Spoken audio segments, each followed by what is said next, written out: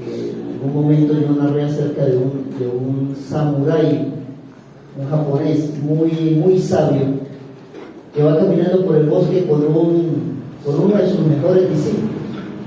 Y en el bosque ven una casa, en algún lugar de ese bosque ven una casa y se acercan. A medida que se van acercando, se dan cuenta que la casa está en muy mal estado. Eso no es una casa, es un rancho que llueve más adentro que afuera, ese tipo de situaciones de pobreza. Y se da cuenta que realmente la situación de la familia es muy precaria. Cuando ve salir al papá juntamente con 3 hijos, con ropa muy desgastada, descalzos, y detrás de ellos una señora que se asume que es la mamá, flaquita, por la cantidad de hambre que aguanta. El hombre conversa un rato con ellos y después le pregunta al hombre que en esa soledad, donde no hay empresas, no hay negocios, ¿cómo hace para sobrevivir?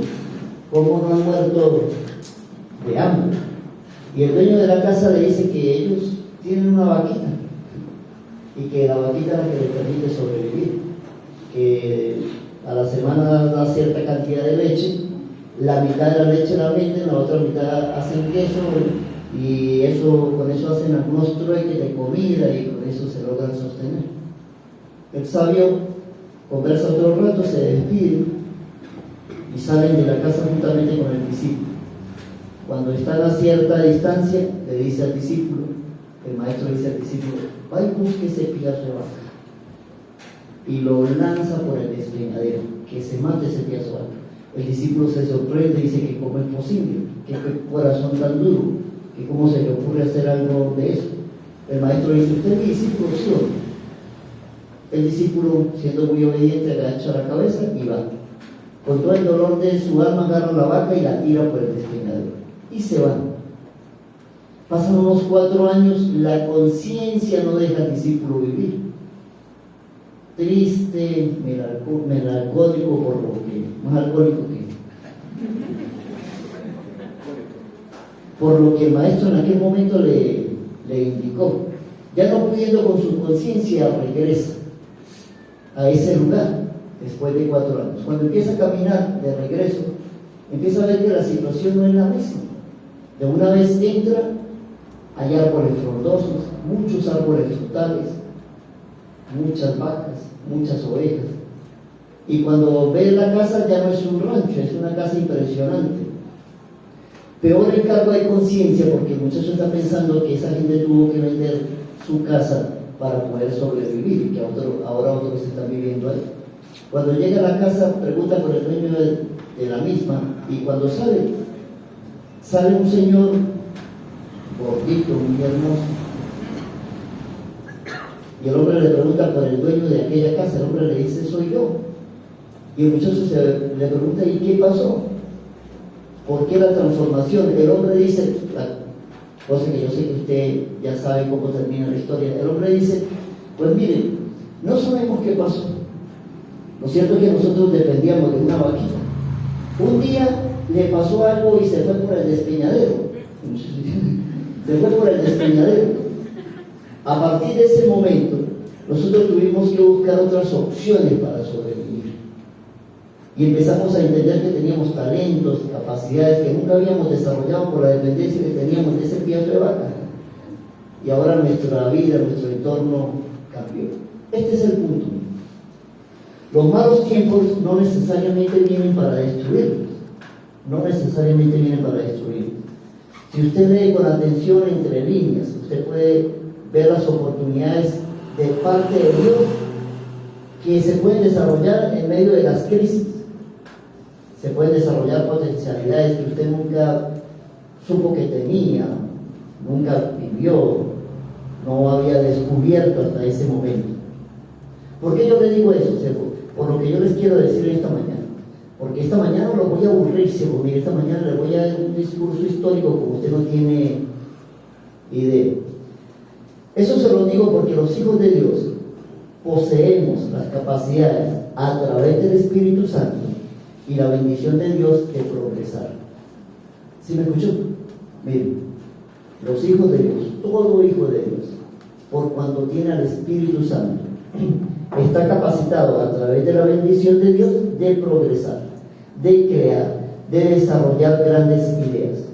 Eso lo hace un hijo de Dios, por lo que yo le digo, porque tiene al Espíritu Santo. Segunda de Timoteo, capítulo 1, versículo 7 dice: porque no nos ha dado Dios espíritu de cobardía, sino de poder, de amor y de dominio propio. Recuerde que una vez que alguien viene a los pies del Señor, o por extensión, tiene contacto con la verdad de Dios. ¿Por qué le digo por extensión? Porque yo conozco muchas familias que no necesariamente los hijos llegaron a creer en Dios, pero que fueron gente muy fiel al Señor. Y por ellos Dios terminó bendiciendo a los hijos. No por la fe de sus hijos, por la fe de los papás. Entonces por eso digo que por extensión pueden tener contacto con la verdad de Dios. De alguna forma su mente es afectada y por ende sus emociones, sus aspiraciones, su forma de percibir la vida es afectada por la verdad del Señor. Eso es lo que ocurre cuando usted viene a los pies de Cristo. Eso significa que acercarse al Señor implica un cambio de mente, como dijo el apóstol Pablo. Y ese cambio bíblicamente es de tipo progresista para mejor. De tipo progresista para mejor. Los hijos de Dios. Un hijo de Dios no puede pasar los años sin lograr nada. Usted tendrá el criterio que usted quiera, pero bíblicamente, escuchen, un hijo de Dios no puede atravesar los años de la vida sin haber logrado nada, porque la vida en Cristo es transformada para la excelencia, no para lo peor. Siempre la vida de un hijo de Dios es transformada para la excelencia, jamás para lo peor. Y no solo eso, es tanto el impacto de eso que la palabra dice que nuestras generaciones terminan siendo afectadas por nuestra fe. Salmo 112, 1 y 2 dice: bienaventurado el hombre que teme a Jehová, y en sus mandamientos se deleita en gran manera. Su descendencia, dice, será poderosa en la tierra. La generación de los rectos será bendita. Nuestras generaciones bíblicamente deben ser mejores de lo que nosotros fuimos. Eso yo se los he dicho en reiteradas oportunidades. Nuestras generaciones en Cristo Jesús deben ser obligatoriamente mejor que nosotros. Sus logros deben ser superiores, siempre, porque si no, algo está fracasando. Algo está fracasando en nuestra forma de percibir la vida, la palabra del Señor. Yo les dije que mi papá era un borrachito recolector de papa de la bateca. Eso era mi papá.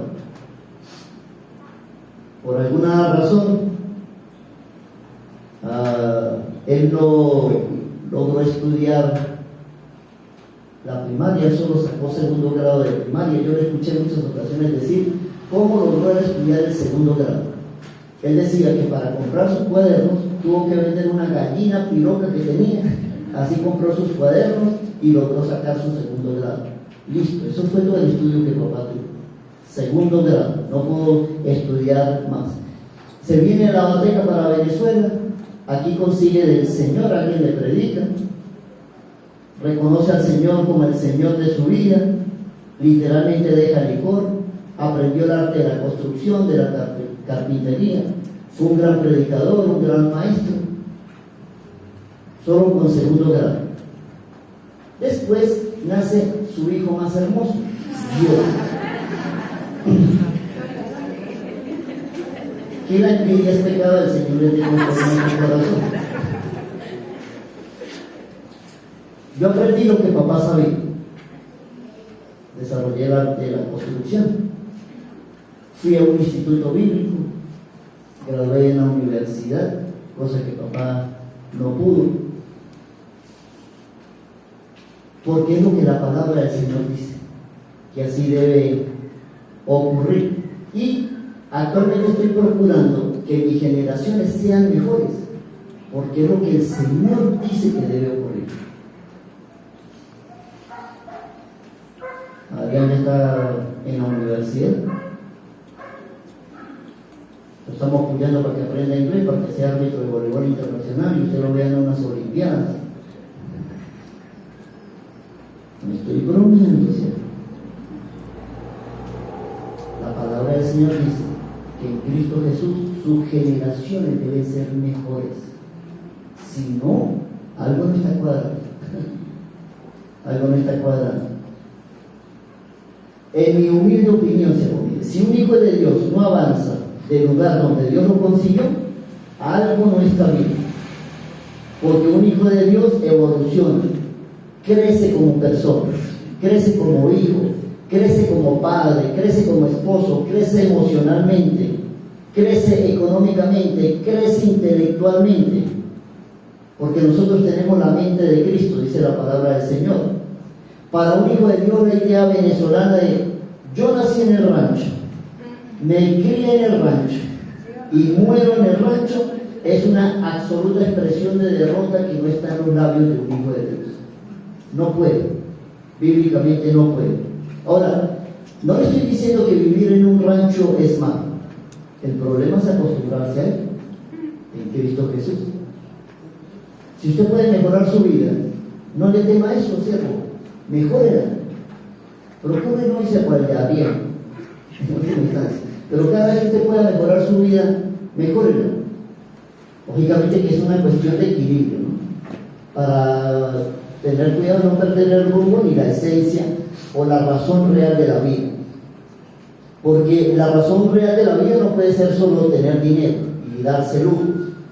Porque si ese es su techo, usted va a terminar con una vida muy fracasada. Si usted piensa que la razón de ser de la vida es tener dinero o tener lujos, ya va perdiendo. Tenga cuidado con eso. No es de lo que yo les estoy hablando. La razón de la vida no puede ser un influencer de la red social y tener millones de seguidores o ser muy famoso. Hay gente que se termina suicidando por eso, porque ese tipo de pensamientos, insisto, lleva al suicidio cuando termina descubriendo que eso es extremadamente vacío y que hay cosas que tienen más importancia que eso. Ahora, el progreso de la sociedad se lo deben históricamente a algo que se conoce como protestantismo. Si usted revisa algo de historia, en alta medida, recuerde que el protestantismo es lo contrario a la Iglesia Católica. En algún momento de la historia aparece gente como Martín Lutero, entre otros chorro de gente que no está de acuerdo con el pago de indulgencia que está exigiendo la Iglesia Católica, y eso hace literalmente una división de la Iglesia Católica. De ahí vienen los protestantes, o sea, usted y yo. Por eso usted sale a la calle a protestar, porque nosotros somos protestantes, a lo que aquí en Venezuela se le conoce como evangélicos, ¿sí? Ese tipo de personas. Pero el progreso de las sociedades, históricamente, se le atribuye en alta medida a los evangélicos, para ponerlo en contexto. Pero históricamente somos conocidos como protestantes, ¿sí? Porque las ideas son diametralmente opuestas, ¿cierto? Saque cuenta solo por aquí mismo. Usted va a la Iglesia Católica y a la hora de pedirle el dinero, a usted le dicen de la limosna, ¿sí? Limosna es un término degradante, chiquitico, pequeño. Los apóstoles y los profetas usted le piden el diezmo, y si puede una vez le dicen déme el anillo de oro que tiene y lo atraquean ahí. No, pero el concepto es totalmente diferente de los protestantes con respecto a eso. Pongámonos nostálgicos. Mire esta imagen.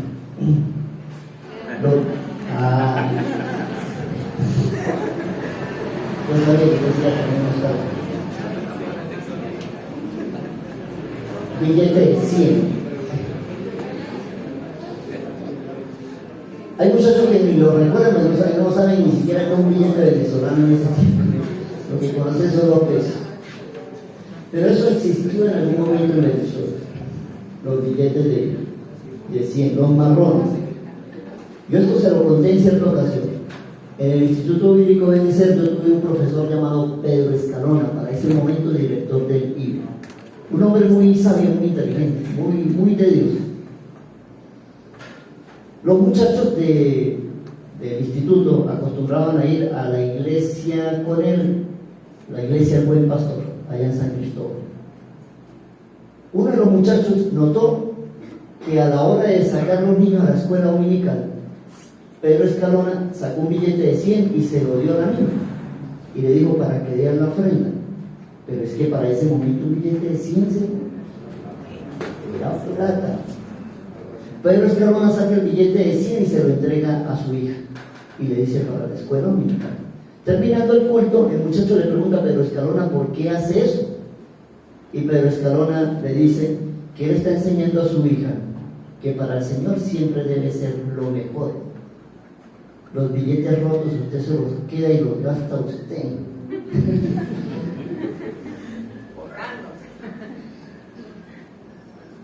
No, pero como es para el Señor. Pedro Escalona decía que no, que ella debía, que él estaba procurando enseñarle a su hija que para el Señor siempre debía ser lo mejor. Y ese tipo de concepto lógicamente impacta en un muchacho para la totalidad de la vida, que siempre debe apuntar a lo mejor, a lo mejor. Es una idea netamente protestante, evangélica. Difícilmente usted la consigue en otra religión. ¿Qué hacemos nosotros en ignorancia de eso? Le damos 2 moneditas de 1000 al niño, le decimos para ofrenda, 2 moneditas de 1000 o de 500, no para ofrenda. El niño está en culto, se aburre de escuchar al predicador y sale a comprar dulces mientras que termina la predicación. Entonces mete la manito como no hubo escuela dominical, mete la manito en el bolsillo y saca las 2 monedas. En eso se le rueda una y se le va una por la alcantarilla. Él voltea a mirar al cielo y dice: Dios, esa es la ofrenda, esto es para los dulces. De verdad si la saca de ahí. Mire, uno de los grandes precursores del protestantismo se llamó Juan Calvino, un gran teólogo. Mucho de lo que nosotros creemos se lo debemos a Juan Calvino. Él logró establecerse en Ginebra, una parte de Suiza, y él creó para ese momento una especie de ciudad-estado que en algún momento él también llegó a gobernar. Calvino fue uno de los grandes responsables del desarrollo del capitalismo, de lo que nosotros conocemos como capitalismo. Estoy hablando de economía, yo le dije que le iba a echar una aburrida. Calvino fue uno de los grandes responsables de eso, del capitalismo. Parte de su postulado era que el trabajo no debía verse como una maldición, sino como una bendición. ¿Recuerdan al negrito del bateo? Para mí el trabajo es un enemigo. No, Juan Calvino decía que no, sino como una bendición dada por Dios para poderse desarrollar y crecer económicamente. Juan Calvino decía: el trabajo debe permitir la acumulación de capital. Protestante hombre, evangélico. Al calvinista le encantaba trabajar porque así era como glorificaba a Dios. Al capitalista le encanta trabajar porque así obtiene su lucro. Entonces, Juan Calvino desarrolló esa idea que después económicamente hizo lo que hizo hasta el día de hoy. Y uno de los grandes problemas de esta idea, que trajo esa idea, y arrastramos hasta el día de hoy, es que de alguna forma se empezó a ver a la pobreza como mal vista. Según las ideas calvinistas, si usted era pobre no era salvo. Se fueron del otro lado. Si usted era pobre no era salvo, no era hijo de Dios, cosa que tampoco es cierta, con la que hay que tener cuidado. Y ese es el extremo que nosotros debemos cuidar, porque el Señor dijo: a los pobres siempre lo van a tener entre ustedes, dijo el Señor. Eso fue una promesa del Señor, ¿sí? O sea que si usted es pobre es parte de la promesa del Señor. En todo caso, el punto es que las ideas protestantes o evangélicas son una de las responsables directas de la economía capitalista, sobre todo de Juan Calvino. Insisto, miren, es lo natural al Dios liberar la mente del ser humano del pecado. Esa libertad instintivamente siempre lo va a hacer a usted buscar lo mejor en todas las áreas de su vida. Permítame compartirles otra verdad histórica de lo que yo quiero decirles hoy. Existe una forma de percibir la economía llamada liberalismo económico. Si alguna vez usted se interesa en leer, dejar esa porquería de TikTok, agarrar un libro, instruir su mente, que sus neuronas se desarrollen, porque ellas pueden usarse. Su papá le ha dicho que las neuronas se pueden usar, y esas no se usan pegadas a ese piazo de celular. Eso solo les mata las neuronas. Usted va a conseguir en algún libro, en algún momento, algo que se llama liberalismo económico. Tal vez se lo han dado en el liceo, cuando usted está sentado pero está viajando para la luna. Eso tal vez lo han mencionado en el liceo. Se llama liberalismo económico. El liberalismo económico aparece en la historia como una idea económica en contraposición a algo que se llamaba mercantilismo, ¿sí? Su creador, un señor llamado Adam Smith, inglés, de nacionalidad inglesa. Desarrolló la idea de la libre competencia. En otras palabras, fue el precursor e impulsador económico de la empresa privada. Que el ser humano puede tener sus propias empresas. ¿Por qué? Porque el otro modelo mercantilista hacía que todo fuera del rey, que todo fuera del Estado, que todo fuera de la corona, que en el pueblo nadie podía tener nada. Adam Smith explota en contra de eso y crea una idea económica totalmente diferente, que se conoce como el liberalismo, que todos los gobiernos socialistas le quieren dar palo a eso, pero viven de eso. No sé cómo es eso. Él fue el que desarrolló la idea de la empresa privada. Sus ideas iban directamente en contra absolutamente de las monarquías, de la economía de Estado, que no permitía a nadie tener nada sino solo ellos. Le pregunto, ¿sabe cuál fue la formación religiosa de Adam Smith? Protestante. Protestante. Presbiteriano el hombre. O sea, evangélico para nosotros. Otro dato económico, mire, los países protestantes llegaron a ser en algún momento los más poderosos del mundo, por sus economías liberales, por sus economías capitalistas. Alemania, Inglaterra, Estados Unidos, todos de corte protestante. Los grandes poderes que han pasado por este mundo. ¿Qué ocurrió? Que ese auge económico los llevó a ellos a negar a Dios, a sacar literalmente a Dios de las universidades, de los liceos, de las escuelas, porque fue tanto su desarrollo económico que se olvidaron quién se los permitió, y una vez llegaron allá se olvidaron de Dios. Ahora, ese mismo auge económico fue copiado por otras naciones que dijeron: ese es el truco, miren, así es como se hace real. Entonces usted ve economías como China, que son en letra socialistas, pero en la forma de funcionar economías de corte capitalista el día de hoy, que los chinos dijeron: no, así como estamos desarrollando la economía no sirve, y terminaron convirtiéndose en economías de corte capitalista, con visión liberal, permitiéndole al pueblo tener sus propias empresas. ¿Dónde está China hoy? A punto de desbancar a Estados Unidos como potencia mundial. Japón, India, la misma Rusia. Usted llegó a escuchar la noticia: McDonald's en Rusia, después de que se acabó la Unión Soviética. Las empresas capitalistas empezaron a invertir en Rusia. Rusia se abrió a ese tipo de mercado. ¿Dónde se inició esa idea? En países protestantes, solo que otros terminan copiando. Último dato, antes de ir a la palabra, para que a usted no se le quite lo espiritual, digan: ¿y esto para qué? Este señor era un buen amigo mío, Steve Jobs. Él es el creador de la Apple, la manzanita de las computadoras y de todo lo que tiene que ver con eso. A los 14 años renegó de Dios. Dijo: no es posible que Dios exista, porque si hay niños en África que Dios no atienda, entonces Dios no existe. ¿Sí? Eso dijo él más o menos a sus 14 años. Lo cierto es que la mentalidad de Steve Jobs hasta ese momento fue desarrollada en una iglesia luterana, es decir, evangélica. Este otro señor, Bill Gates, también te da multimillonarios que no saben cuánto real tienen. En este presente es fuertemente agnóstico hasta las metras, ¿sí? Nació en una iglesia protestante y ahí le desarrollaron sus ideas, en una iglesia protestante. Este otro señor, que usted sí lo conoce, porque está más actualizado, claro,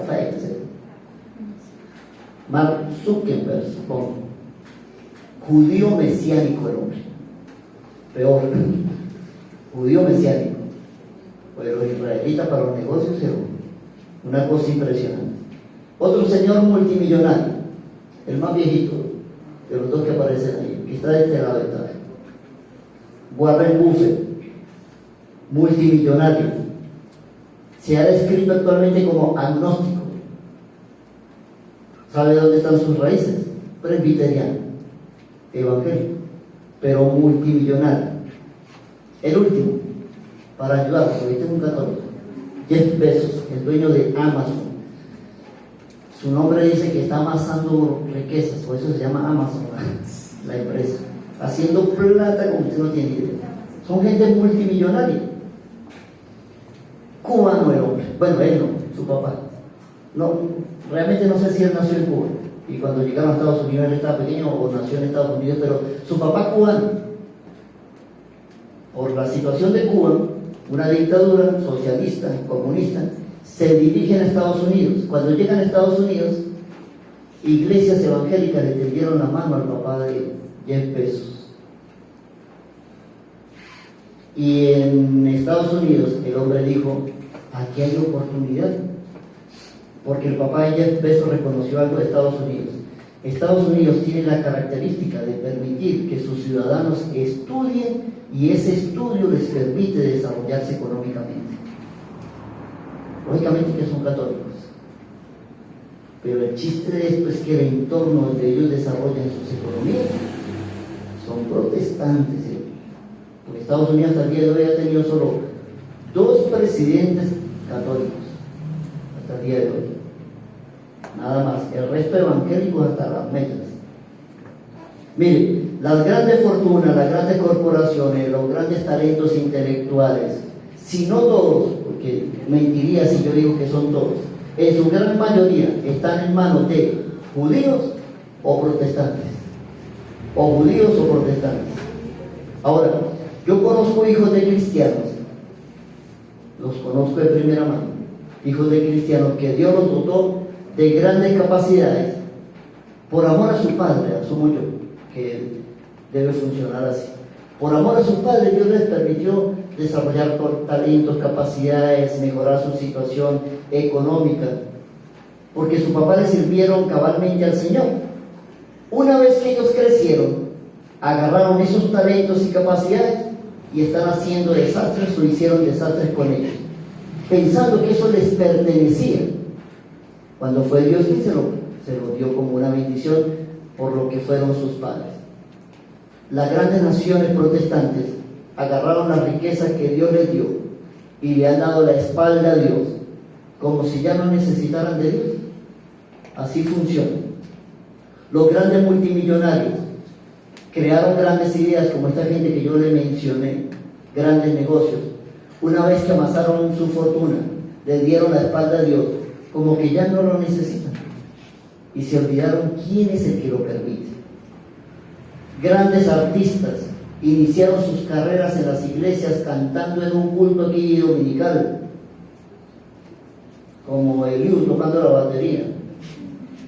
Así iniciaron, cantando en un culto dominical, coros, alabanza al Señor, con talentos impresionantes. ¿De dónde lo sacaron? De la bendición de Dios a través de sus padres, posiblemente.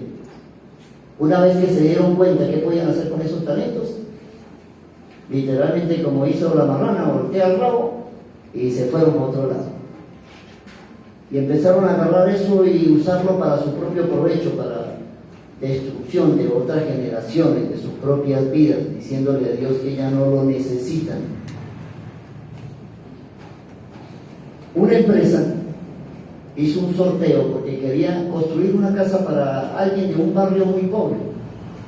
Ubicaron el barrio pobre, hicieron el sorteo dentro de los vecinos y los mismos vecinos dijeron que esa casa iba a ser para una anciana que vivía en una casita muy deteriorada. Tenía un terreno enorme, pero la casa estaba en muy malas condiciones. Los vecinos dijeron: no queremos sorteo, queremos que la casa sea para esa señora.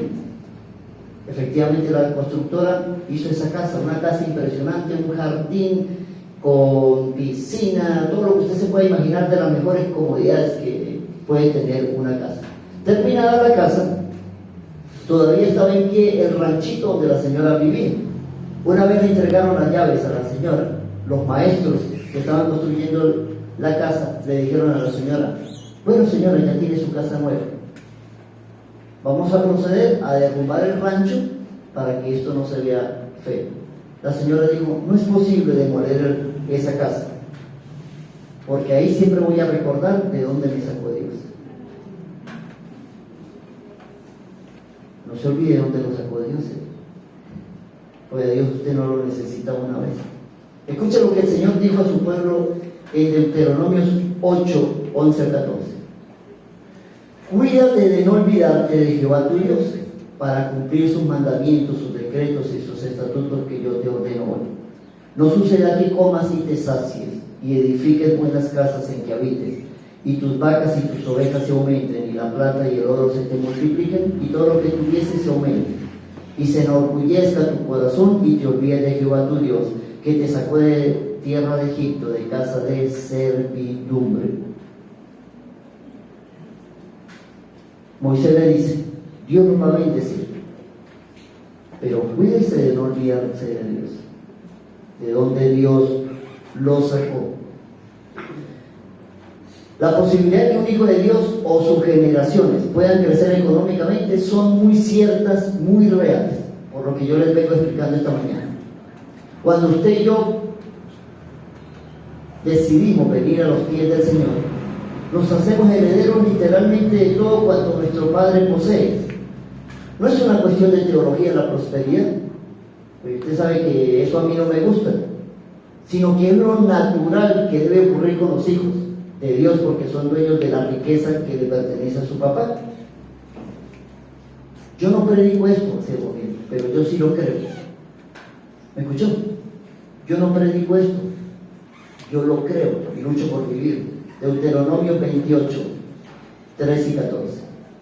Dice la palabra del Señor: te pondrá Jehová por cabeza y no. Sí, usted a mí difícilmente me va a escuchar hablar de una predicación de ese corte económico de prosperidad, pero eso es bíblico. Yo me cuido de eso por el desastre que están haciendo los pastores, apóstoles, pseudoapóstoles con eso. Pero es lo natural de un hijo de Dios. Dice: te pondrá Jehová por cabeza y no por cola, y estarás encima solamente y no estarás debajo, si obedecieres los mandamientos de Jehová tu Dios, que yo te ordeno hoy para que los guardes y cumplas. Y si no te apartares de todas las palabras que yo te mando hoy, ni a diestra ni a siniestra, para ir tras dioses ajenos y servirles. Cada uno de nosotros hemos sido creados para algo genial, único, trascendental. Por eso un hijo de Dios mira es para adelante, seguro de que Jehová es su pastor. ¿Usted no cree que Jehová es su pastor? La palabra dice que si Jehová es mi pastor, y en verdes pastos me pastoreará. O sea, en terrenos de abundancia. Eso es lo que significa eso. Por eso un hijo de Dios mira para adelante, por lo que el Señor ha prometido. Ahora miren lo que Pablo recomienda en 1 Corintios. No lo leemos. El apóstol Pablo dice en 1 Corintios lo siguiente: si usted es esclavo, dice el apóstol Pablo, porque para ese momento existe la esclavitud, él dice: si usted es esclavo y tiene la oportunidad de ser libre, sea libre.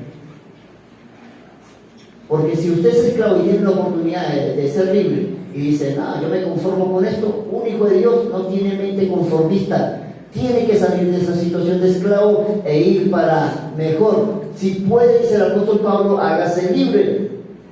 Si usted es empleado, amén, gracias a Dios por su trabajo. Pero si usted puede hacerse dueño, hágase dueño. Eso es lo que el apóstol Pablo está diciendo. Si usted puede salir de la situación de ser empleado y ser dueño, no le tenga miedo al progreso. Si usted puede ser el mejor músico, sea el mejor músico. Si usted puede ser el mejor artista, sea el mejor artista. Si usted puede ser el mejor bailarín, sea el mejor bailarín. Si usted puede ser el mejor deportista, sea el mejor deportista. No le tenga miedo al éxito, porque eso no es un problema para Dios de ninguna forma. Luche por tener su propia empresa y no pasarse la vida siendo empleado. Yo le insisto, ser empleado, amén. Pero si usted se pasa toda la vida siendo empleado, toda la vida va a ser empleado. Y las posibilidades de progreso, usted sabe que disminuyen. No le estoy diciendo que ser empleado sea malo, pero el apóstol Pablo dice, si usted es empleado, bueno, pero si llega a tener la oportunidad de ser libre, hágale. No le tema al éxito, al progreso. Luche por tener su propia empresa. Luche por hacerlo. Si tiene la oportunidad, no le dé miedo. Vaya por el triunfo. Ya le expliqué que como hijos de Dios, o sea, protestantes, hay evidencia, inclusive histórica, de cómo Dios bendice a sus hijos, a su pueblo. Entonces usted y yo deberíamos buscar emprender en grande, dando los pasos que se requieren, porque nadie llega a la cima sin recorrer la montaña, ¿no? Hay gente que quiere llegar allá arriba sin entrenar, ¿no creo? Hay muchos que quieren llegar a ser profesionales sin entrenar, sin pagar el precio, ¿no? Este japonés chino, ¿no? Dice en sus discursos que la constancia, tarde o temprano, vence al talento. Insista. Es la constancia la que vence, no el talento. Usted puede hacer con todo el talento del mundo. Yo conozco muchachos con mucho talento para el fútbol y están metidos en el alcohol, no sirviendo para nada. Pues no quisieron pagar el precio. No quisieron pagar el precio. Ahora, lo que usted debe tener cuidado es que cuando tenga mucho, recuerde lo que dijo el apóstol Pablo en Hechos 20:35. En todo se ha enseñado que trabajando así se debe ayudar a los necesitados y recordar las palabras del Señor Jesús que dijo: más bienaventurado es dar que recibir. ¿Por qué un hijo de Dios debe procurar tener? ¿Por qué un hijo de Dios debe procurar echar para adelante, tener su propia empresa y no solo depender de un salario que lo limite? Insisto, no significa que trabajar de empleado sea indigno. Yo espero que usted no salga aquí diciendo: bueno, ya por el pastor dijo que yo estoy en pecado por ser empleado. Digo lo que dice Pablo: si usted puede mejorar su estatus social y económico, no lo piense, eche para adelante.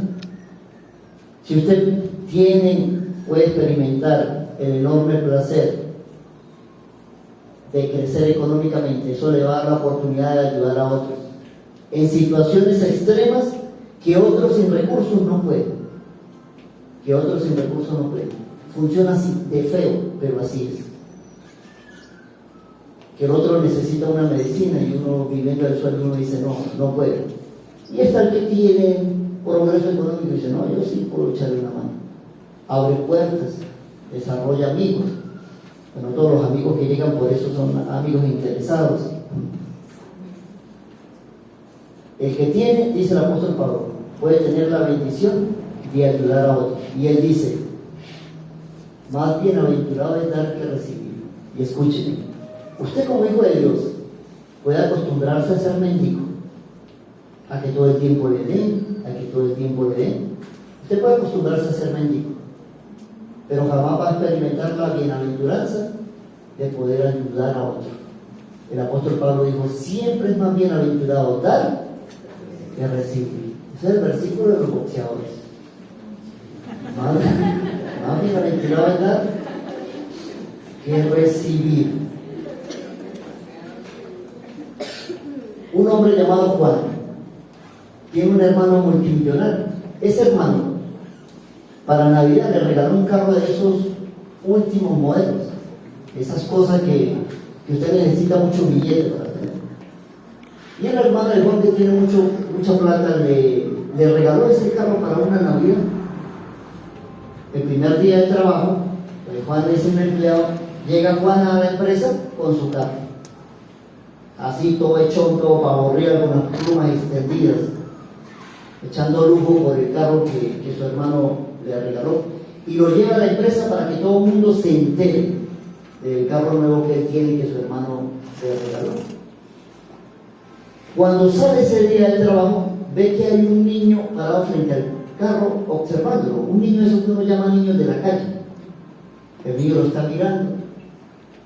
El hombre, cuando lo ve, le dice al niño: ¿qué tal le parece el carro? El niño dice: espectacular. El hombre, Juan, le dice: sí, es un carro espectacular y es mío. El niño le dice: es suyo. Juan le dice: sí, ese carro es mío. Le voy a decir algo más: ese carro me lo regaló mi hermano ahorita en Navidad, y nadie más en la ciudad tiene un carro como ese. Es más, yo no tuve que pagar ni medio por ese carro. El niño le dice: ¿en serio? ¿Usted no pagó ni medio por ese carro tan espectacular? Ni medio, me lo regaló mi hermano. El niño dice: wow, a mí me gustaría. Y en eso, cuando interrumpe, le dice: sí, yo sé que lo que le gustaría. ¿A usted le gustaría tener un hermano como eso, que le regale un carro tan espectacular como ese? El niño, sin inmutarse, termina la frase. Termina diciendo: a mí me gustaría ser un hermano con mucha plata para poderle regalar un carro así a mi hermano. Se desploma el orgullo de Juan, su tonta idea de la vida que tenía, sabiendo que estaba pensando estupideces. Y ante un corazón tan noble como el niño, le hace tener un sentimiento de compasión y le dice: ¿quiere dar una vuelta? Y el niño le dice: claro que sí. Se monta en ese carro y ese niño contento por toda la ciudad. Juan, solo pensando en que todo el mundo lo está viendo a él, no lo ven a él, ven es pasar el carro espectacular en el que va a ver. En medio de la conversación, el niño le dice: no podemos pasar por mi casa. Y Juan le dice: claro. La cabeza de Juan piensa: este niño quiere que los vecinos lo vean llegar en tremendo carro, que también pueda andar en un carro tan espectacular como este. Efectivamente, se van donde vive el niño, un barrio pobre. Cuando llegan cerca de una casa empobrecida, el niño le dice: ¿se puede estacionar aquí? El hombre le dice que sí. Le dice: ya vengo. El niño entra corriendo por un pasillo que tiene la casa, una casa vieja. Regresa como a los 15, 20 minutos con otro niño, menor que él, caminando con mucha dificultad. Después Juan se va a enterar que este niño tiene un problema de nacimiento que no le permitió desarrollar bien sus músculos de la pierna y camina con mucha dificultad. Cuando llegan donde está el carro, el niño le dice: ahí está, hermano, mire, ese es el carro que yo le dije. El otro niño le dice: realmente espectacular. Lo voltea a mirar y le dice: algún día yo voy a tener tanto dinero como el hermano de él y yo voy a regalar un igualito a usted. Y vamos a pasear por este mundo, lo voy a llevar a lugares donde usted jamás ha podido ir.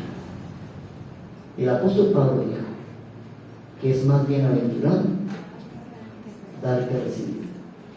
Un hijo de Dios no puede tener una mente mendiga esperando que me dé. A ver, mira, que por qué el pastor no me visitó, no es una mente mendiga. ¿Por qué usted no va a visitar? Que a mí no me dieron la cesta de amor. ¿Por qué usted no trae? Que a mí esto no. Mente mendiga, sí. Un hijo de Dios no tiene una mente mendiga. Es totalmente opuesto a lo que Dios desarrolló a través de su Espíritu Santo y como quiere que nosotros vivamos. Poder dar es más gratificante que recibir.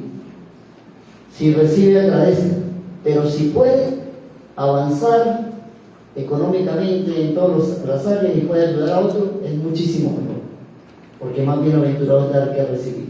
Como hijos de Dios, trate de aspirar a más. Aspira a tener su propia bodega, después de la bodega aspira a tener un supermercado, y después del supermercado aspira a ser dueño de Amazon.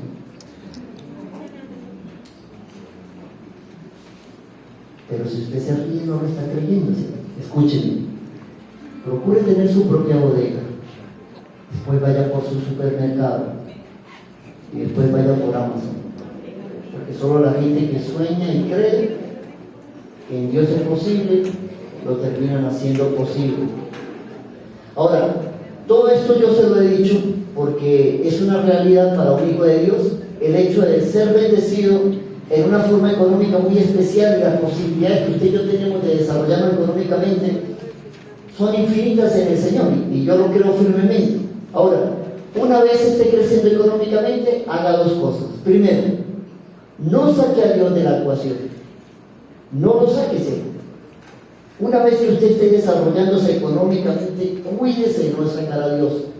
Pues yo me podría cansar esta mañana de echarle cuento de gente que yo conozco que sacaron a Dios de la ecuación y no están bien por sacar a Dios de la ecuación. Segundo, y es lo que yo quiero predicarles en esta mañana, porque no hemos empezado a predicar. Es lo que yo quiero predicarles en esta mañana. Y con ello yo quiero cerrar ese tema de la familia y de los negocios que viene desarrollando el apóstol Pablo en Colosenses capítulo 4 versículo 1 dice: Ambos, haced lo que es justo y recto con vuestros siervos, sabiendo que también vosotros tenéis un amo en los cielos. Denle, ¿no? ¿Recuerdan esa serie? Si su célula es... Mi hermana sí la recuerda. Esa serie se llamaba ¿Quién manda a quién? Sí la recuerdo, me da pena. ¿Quién manda a quién? Es una serie norteamericana. Es una familia. Estos dos niños son hijos de esa muchacha que está allá. Mi esposa una vez se hizo ese.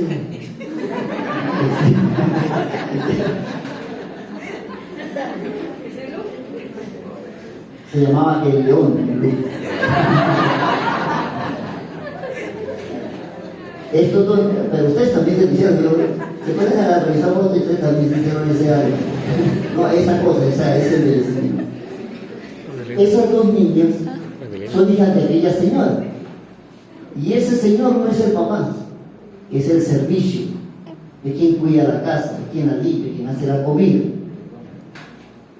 La suegra, no, la mamá, y la serie se llamaba ¿Quién manda a quién? Porque en cada capítulo usted no sabía quién mandaba. Él era el que ordenaba las cosas de los niños, lo que decía cuándo hacer las tareas. La señora llegaba a casa de vez en cuando, después del trabajo, qué sé yo. Entonces parecía que el que mandaba en la casa era él, pero él era el sirviente, ¿sí? Y la dueña de la casa era la señora. Por eso la serie se llegó a llamar ¿Quién manda a quién? La serie evoluciona y ellos terminan casándose. Ya le eché a perder la historia. Mire, el Señor hizo dos recomendaciones claves para la economía sana. Él dijo: porque lo más seguro es que el Señor tiene propósitos, entre otros económicos, para usted. El problema es si usted se lo quiere creer o no. Entonces el Señor dijo que una de las cosas para no tener problemas con la economía es: no améis al mundo ni las cosas que están en el mundo. No las amen. No hagan eso. La segunda recomendación, él dijo: raíz de todos los males es el amor al dinero. No el dinero, es que eso sea su razón de ser. Porque si el dinero es su Dios, va a ser su Dios. Y cuando ese Dios desaparezca, usted va a tener serios problemas. Porque así son las economías. Ser próspero económicamente debería ser lo normal de un hijo de Dios. Pero al principio el problema no es la riqueza, no es la fama, el dinero, el problema no es el poder. El problema es quitar a Dios de su trono y poner esa otra cosa como Señor de su vida, lo que sea. Cuando entonces usted tenga negocios, empresas, sea próspero, tenga empleados. Porque ese es el problema de tener empresas. De que la escuela de fútbol crezca, de que mi escuela de voleibol crezca, de que su empresa donde usted está iniciando crezca, que esa bodega se le convierta en un supermercado, ¿Cuál es el problema de eso? Que usted va a necesitar empleados. Y eso es lo que yo quiero dejar claro esta mañana. Que tener la propia escuela de música, que una escuela de música en progreso, eso requiere empleados. Que la clínica con la que usted sueña, eso va a requerir empleados. Y como los hijos de Dios fuimos creados para eso, una vez que eso ocurre, el apóstol Pablo les manda a decir a través de la palabra que tengan cuidado cómo trata a sus empleados. Que tengan cuidado cómo trata a sus empleados. Sea justo en su trato, no los explote, converse con ellos, no sea un dictador iracundo al que no se le puede decir nada, no los humille ni en público ni en privado. He conocido gente que tiene un frijol por cerebro y piensa que como son los dueños pueden gritar al empleado la cantidad de cosas que se les ocurren. La vida rota, ¿cierto? Da la vuelta. Puede ser que mañana deje de ser el dueño. Trátelos con respeto. En todo caso me interesa a usted, porque en el Señor yo creo que nosotros vamos para más. Yo creo que Venezuela saldrá de esto, en el nombre del Señor. Eso no es el problema, Señor. El problema es cuando usted tenga, y a su cargo usted tenga gente como empleados, cómo usted los trate. Levítico 19:13 dice: no oprimas a tu prójimo, ni le robarás, no retendrás el salario del jornalero en su casa hasta mañana, páguele a tiempo. Y yo le insisto, si usted puede, no le pague lo que la ley dice, páguele lo que es justo, lo que es justo. Pues yo estos domingos le decía, y usted dice, no, yo le pago lo que dice la ley. Ajá, cambiemos los roles, viva usted por lo que dice la ley, bájese usted de la presidencia y venga a vivir con el sueldo de maestro que yo tengo, a ver si sirve. Sea honesto, sea justo. Es lo que el Señor dice cuando usted es dueño, cuando tiene gente a su cargo.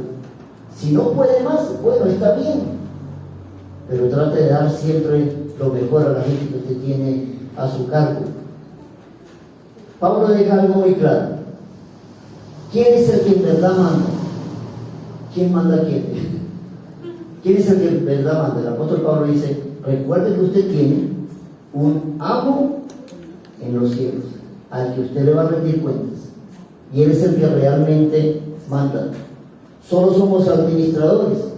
Usted puede ser dueño aquí, pero el verdadero dueño es nuestro Señor, y nosotros le rendimos cuentas a él. Los dueños de la Apple, los dueños de Amazon, toda esa gente amasó su fortuna por la bendición de Dios.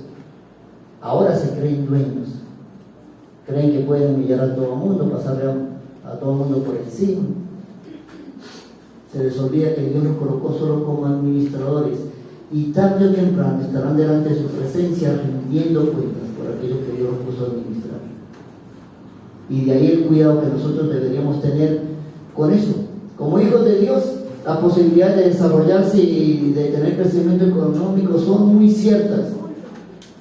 Luche por emprender grandes tareas, obtener grandes logros. Con los grandes logros, lo más seguro es que tendrá gente a su servicio. Trátelos con justicia, trátelos como iguales, y su Padre que ve en lo secreto te recompensará en público. Termino con esto. Ustedes saben que nosotros estamos desarrollando una academia Cruz de voleibol, y en estos días, por Voleibol Táchira, que son los encargados de regular el voleibol aquí en el estado de Táchira, por eso llaman Voleibol Táchira, hicieron circular una noticia de la última vez que Táchira ganó unos nacionales en voleibol, hace 40 años. que Táchira no gane ninguna categoría en los nacionales. Yo revisé la noticia, reuní al grupo de jovencitas que tenemos ahí avanzando, les hice saber la noticia. Les dije, mire, la noticia dice que hace 40 años el Táchira no gana absolutamente nada en nacionales de voleibol, ¿sí? Yo le dije, y nosotros, la Academia Béisbol, vamos a revertir eso. Y yo sí lo creo, sí. Yo les dije a la niña, yo les dije, sobre todo a la niña, que es el grupo más grande, yo les dije, no estamos entrenando ni nos estamos esforzando para ir a perder. Nosotros vamos, ni siquiera voy a competir. Yo soy peor, yo digo, yo no quiero ir a compartir con nadie. El pastor, sí, yo le estoy diciendo a la niña, yo no voy a ir a compartir con nadie, yo voy a ir a ganar. Porque ustedes necesitan tener mente de ganadoras. Porque un hijo de Dios no apuesta al fracaso. Un hijo de Dios no apuesta a lo mediocre. Un hijo de Dios se esfuerza siempre para lo mejor.